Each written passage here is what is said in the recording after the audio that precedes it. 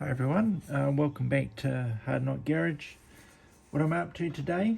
Well, I decided to get back into a project that's kind of been on the shelf for a while, and part of the reason for it being on the shelf is that I was a bit unsure about getting the orange correct. So this started off as a G4. It's a excuse me.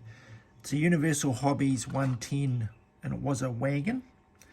But I chopped the back of it off, got the roof off a pickup, popped that on, stretched the chassis. I think it's supposed to be a 130, and then that'll sit on top of let me just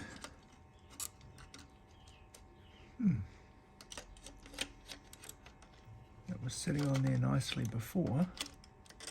Okay, anyway, that sits on there, and I've got this box on the back because it's a 110, it's a G4 support vehicle.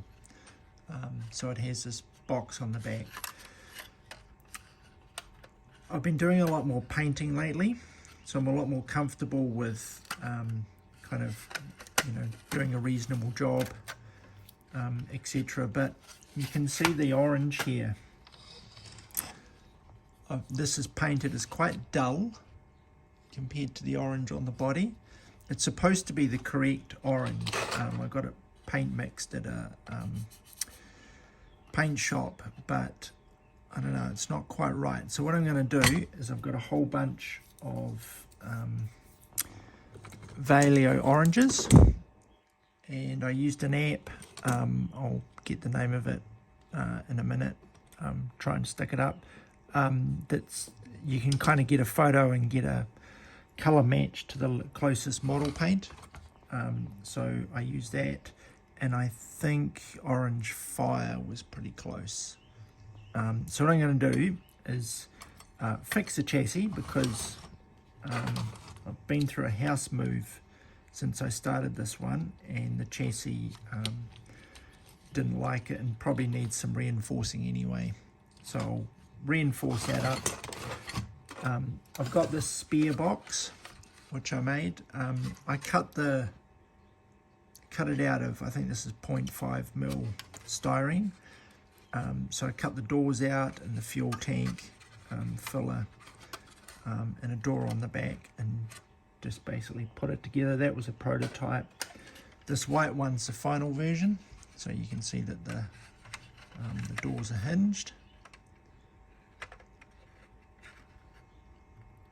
Look at that. Sometimes you forget how clever you are. Those are completely scratch built hinges. So it's a piece of triangular cut sheet metal, or maybe tin, pretty thin stuff. And I've glued a bar on it, so just a piece of probably 1.6mm wire, or actually be even thinner than that, and then some tubing, and made these hinges which work pretty well.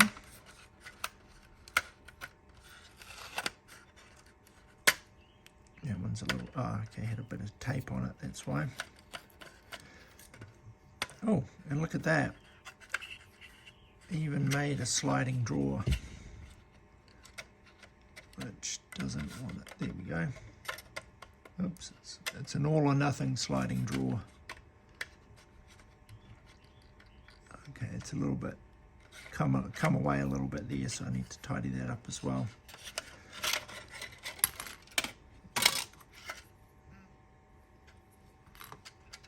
Okay, oh, there's a few extra bits inside. I think that's for a shelf. So there you go. I need to sort the chassis out, mix up some paint, and then have a crack at it.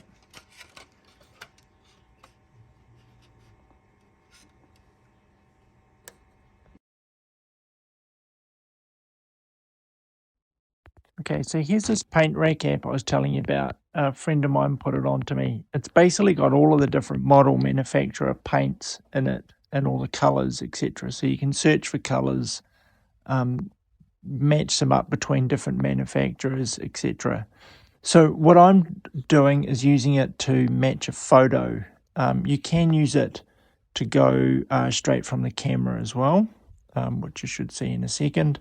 And once you've done that, you can then pick up your picture. So there you can match straight from your camera, but in this case, I used a photo.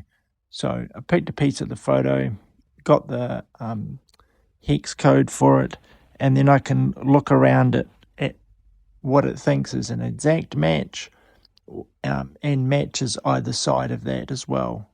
You can do this for different paints companies, so example Tamiya, Valio, Mr. Models, etc. It also gives complementary colors. So if you were looking for a particular color, you could find the complementary colors that go with it. Really cool app to use.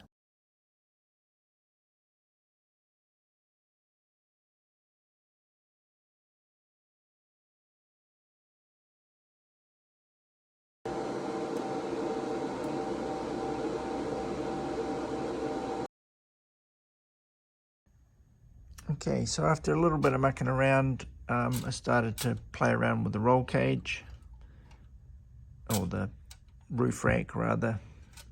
So I've made a bent a bottom part, top part, started on some of the rails that go in between, and done the same for the box at the back. Oops, got a little bit of sticky tape on there. So anyway, that's where I'm up to. Got to call it quits for the day. More to come.